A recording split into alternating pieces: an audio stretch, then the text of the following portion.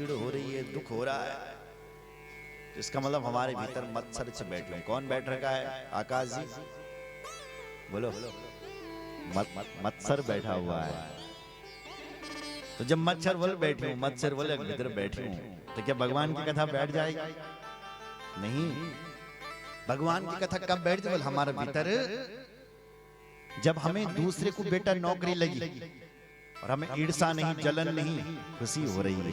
वाह, हो गई भगवान की कृपा, हो गई श्री कृष्ण की कृपा, हो गई शिव जी की कृपा, लग गया नौकरी। कब से मेहनत कर रहा था, हमें खुशी होने लग जाए, बस समझ लेना कि अब तुम्हारे भीतर कथा बैठने वाली है, भगवान बैठने वाले हैं। यदि दुख होने लगे, इसका मतलब मत्सर बैठा हुआ है। अमृत जैसा दिव्य दूध गाय का, और यदि उस दूध को तुम किसी खट्टे बर्तन पे रखोगे तो क्या हो जाएगा? फट जाएगा, बर्बाद हो जाएगा दूध। तो दूध जैसे है बोलिए भगवान की कथा। कैसी है? बोलो। दूध जैसी है ये कथा, और इस कथा को बिठाने वाला भी हमारा हृदय साफ चाहिए, तब जाकर के कथा बैठेगी। अगर खटाई होगी, बर्तन में दूध नहीं टिकेगा, दूध फट जाएगा। इसके भीतर, हमारे भीतर भी यदि मत्सर बैठे होंगे, तब ये कथा नहीं टिकेगी, भगवान नहीं बैठेंगे, ये कथा नहीं बैठेगी। ये जो पहाड़ है ना मेरी माँ, ना उत्तराखंड में पहाड़, इन पहाड़ों के ऊपर वर्षा तो होती है लेकिन टिकती नहीं है। बरखा टिकती कहाँ है, पानी टिकता कहाँ है? जहां नीचाई होती है, जहां गहराई होती है, वही पानी टिकता है। पहाड़ों के ऊपर पानी थोड़ी नहीं ठहरता साहब। उसी प्रकार जिनका हृदय पर पहाड़ बन रखा है, उनके हृदय में ये कथा नहीं बैठती है। जिनके हृदय में धन का अभिमान है, पद का अभिमान है, प्रतिष्ठा का अभिमान है, ज्ञान का अभिमान है, उनके हृदय में ये कथा नहीं बैठती है। ये कथा किसके हृदय में बैठती है? जो हृदय अभिमान से शून्य है, जो खाली है हृदय, जिसमें भगवान बैठे हुए हैं, उस हृदय में ये कथा बैठती है। बाद बाकी सबके हृदय में कथा नहीं बैठती। तो निर्मत्सराणाम सताम, स्पष्ट हो गया। अब इस कथा सुनने से लाभ क्या होगा? लाभ भी तो होना चाहिए। अब लाभ गिना रहे। वेद्यम वास्तव, वेद्यम वास्तव, मत्र वस्तु शिवदम,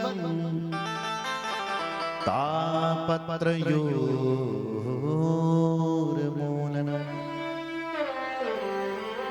अगर भागवत की कथा आपने अपने मनोयोग से सुन ली,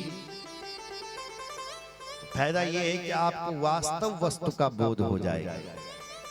वास्तव मतलब शाश्वत। इस जगत का स्वरूप क्या है, जगन्नाथ का स्वरूप क्या है, और तुम्हारा स्वरूप क्या है, ये आप इस कथा से जान लोगे कि तुम कौन है, हम कौन हैं, भगवान कौन है, और इस जगत का स्वरूप क्या है, ये जान लोगे। जानने से क्या होगा? बोले शिवदम, कल्याण हो जाएगा। शिव कहते हैं कल्याण को। जिसने जगत को, जगदीश्वर को और अपने जीव को जान लिया, बस उसका कल्याण हो गया। और कल्याण होगा सो होगा तापत्रयोर्मूलनम्। जो 3 प्रकार के ताप हैं, वो भी मूल से ही नष्ट हो जाएंगे। श्रीमत भागवते महामुनि कृते किंवा परेरीश्वरा सत्यो हृदयमरुध्यते तत्र कृतभिः शुश्रूषुभिः तत्क्षणा। किसी ने कहा महाराज भागवत का बहुत अच्छा उपदेश दे रहे हो, ये तो बताओ कि भागवत कहते किसे? तो तीसरे श्लोक में भागवत का स्वरूप बताया कि भागवत कहते हैं, बोला सुनियारा जरा, इसको कहते हैं भागवत। अगर आपसे पूछे तो आप ये जवाब देना, निगम कल्पतरोर गलितम फलम सुख मुखामृतद्रव संयुतम पिबत भागवतम रसमालयम मुहुरहो रसिका भुवि रसिका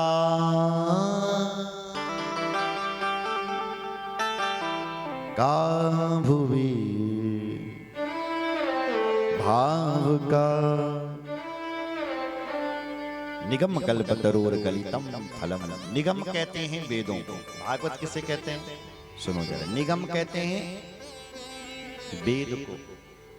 तो वेद रूपी उस विशाल कल्प वृक्ष का परिपक्व फल है श्रीमद् भागवत। पका हुआ फल।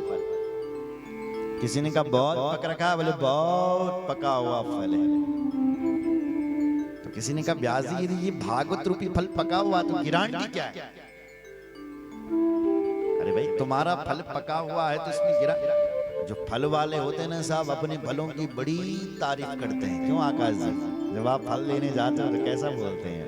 मलाई वाले केले। आकाश जी चले गए, मलाई वाला ही लूंगा। बोलो जय श्री राम। अब मलाई से थोड़ी नहीं बने हैं केले, वो तो केले बेचने का स्टाइल है साहब।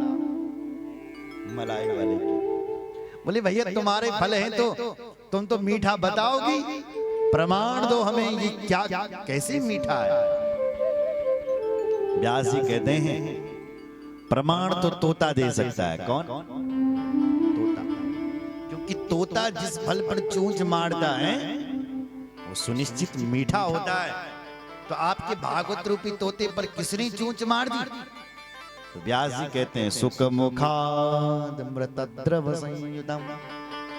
सुखदेव जैसे परमहंस तोते ने भागवत रूपी फल पर अपनी चोंच मार दी है, इसलिए हम गारंटी से कहते हैं कि भागवत रूपी फल बहुत मीठा है। सुखमुख विगलित फल है, सुख मुखार।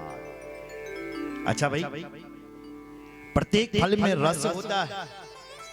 आम है तो अमरस, संतरा है तो संतरे का रस। अगर ये भागवत रूपी फल है तो इसके रस का नाम क्या है? बोले अमृतद्रव संयुतम। अगर रस पूछते हो तो भागवत रूपी फल में साक्षात अमृत भरा हुआ है। क्या भरा रखा है? अमृत। इसलिए इस अमृत को तुम क्या करो? बोले पीबत पीबत भागवतम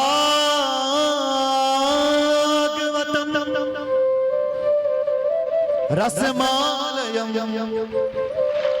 मुहुरहो रसिका भाव का। भागवत रूपी रस को पियो। किसी ने कहा व्यास जी कैसी बात करते हो? रस भी फल भी कोई पिया जाता है क्या? आप अंधी की कोई फल जिसको पी लिया जाए? नहीं, फल को तो खाया जाता है, चूसा जाता है। ऐसा फल तो हमने नहीं देखा जिसको पी लिया जाए।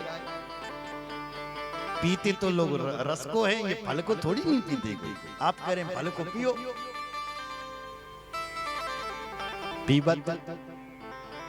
व्यास जी कहते हैं पीने की बात हम इसलिए कर रहे हैं क्योंकि ये जो दुनिया के फल है ना, इनमें छिलका और गुठली है।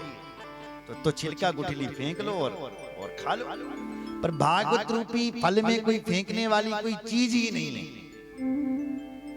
है। क्या कोई फेंकने वाली? इसमें तो सब पीने वाली चीज है। कुछ भी मत फेंको, सिर्फ पियो। पीबत भागवतम रसमालयम। ये रस का आलय है। कितनी बार पिए? बोले बार बार पियो। जब तुम्हारा मन हो, जितनी बार तुम्हारा मन हो उतनी बार पियो। पीबत पियो। ये रस का आलय है। कितनी बार पिए? बोले मोहू अनेक बार पियो, बारंबार पियो। किस किस को पिला रहे हैं आप? तो व्यास जी ने दो नामों को पुकारा। अहो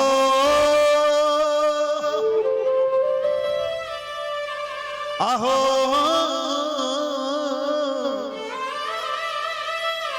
अहो रसिका भुवि भावुका,